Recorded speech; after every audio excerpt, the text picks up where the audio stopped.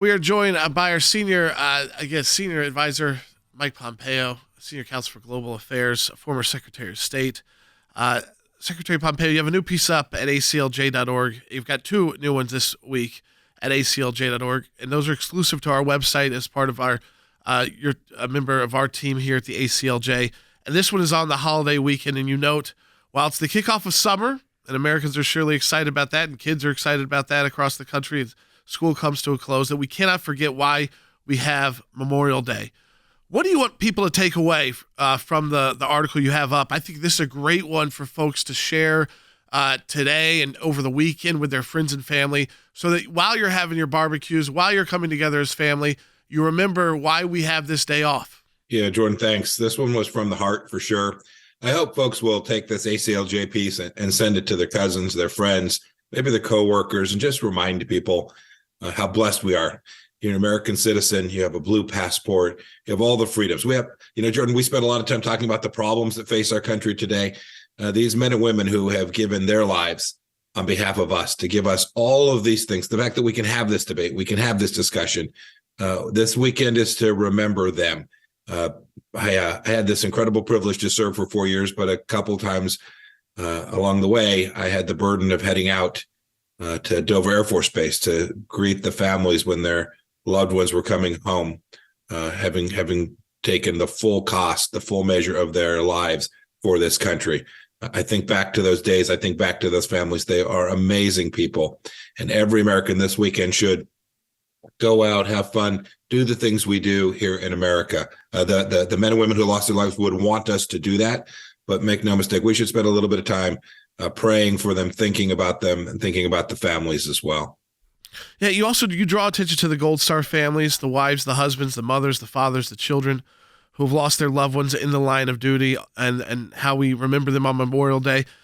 What do you say to someone who's just listening to say, I've got this event, my kids are excited, it's the beginning of summer and we're going to this event, but, just to tell people as a former Secretary of State, as someone who went to West Point, served in the military, what would you tell them is just a way they can kind of stand with those who live this every day? It's really easy and important that we do all of that. Look, when you're headed out to the picnic or to the ballpark with you, just take a couple minutes, stop your kids from playing games, get them off their device, and tell them a story. Tell you about someone in your neighborhood that served in uniform. Tell them about a story about a grandpa who served in World War II, or an uncle who served in Vietnam or in Iraq.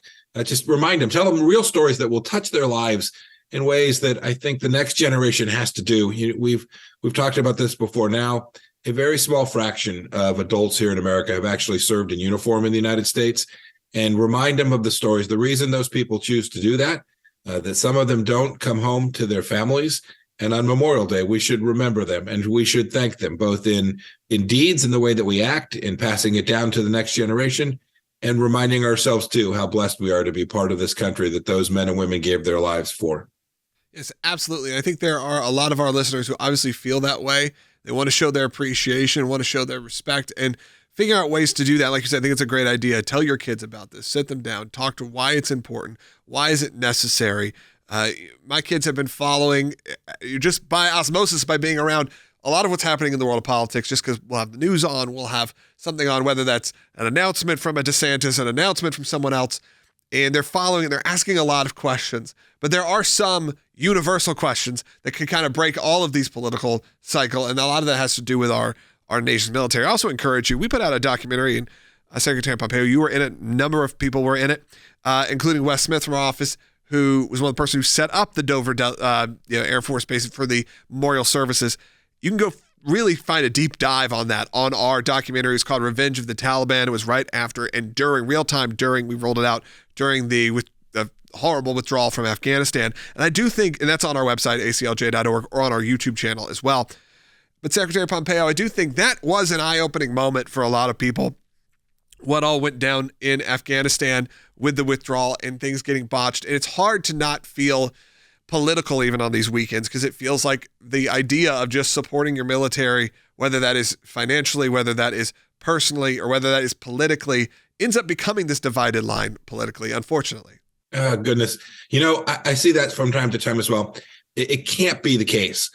It is possible to both be horrified by the way this administration abandoned those men and women of Afghanistan, and it resulted in the death of 13 Americans. It didn't have to be the case. But it's not tragic because it was a Democrat president that did it. It's tragic because it was an American president that allowed that to happen. And that's what we all need to remind ourselves. I should take a special moment here. For those of you who served in Afghanistan, be proud. That moment was unbearable. That moment was indecent.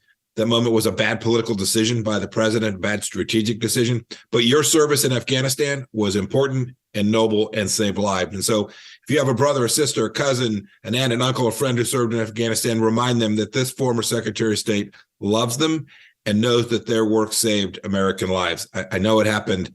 Thank every one of our servicemen and women who served in Afghanistan for what they did. Absolutely. Bringing up Afghanistan, I think it's important on this Memorial Day.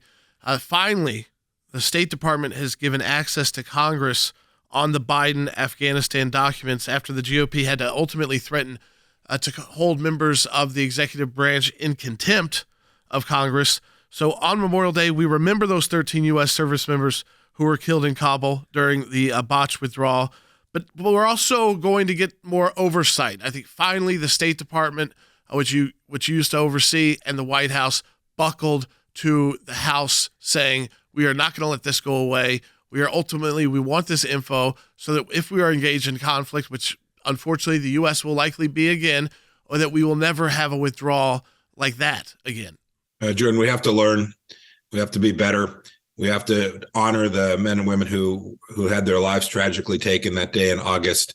We have to get that right. I'm glad that Congress is investigating. I hope that the hearings and proceedings will proceed in a bipartisan way, looking to get the facts so that something like this is very, very, very unlikely to ever happen again.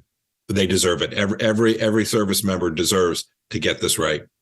As always, we appreciate all of your insight, Secretary Pompeo. Yeah, and the new article is up on our website at aclj.org. That's right. So I really do encourage people. We'll make sure it's kind of the focus of the weekend on our social media accounts. We'll share it a number of times.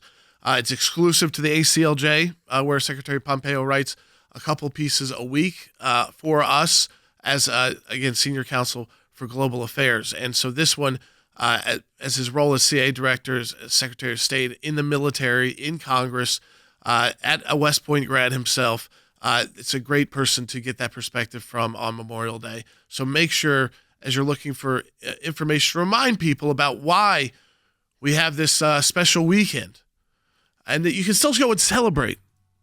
Because I think most of those who lost their life for defending our country would want you to be celebrating.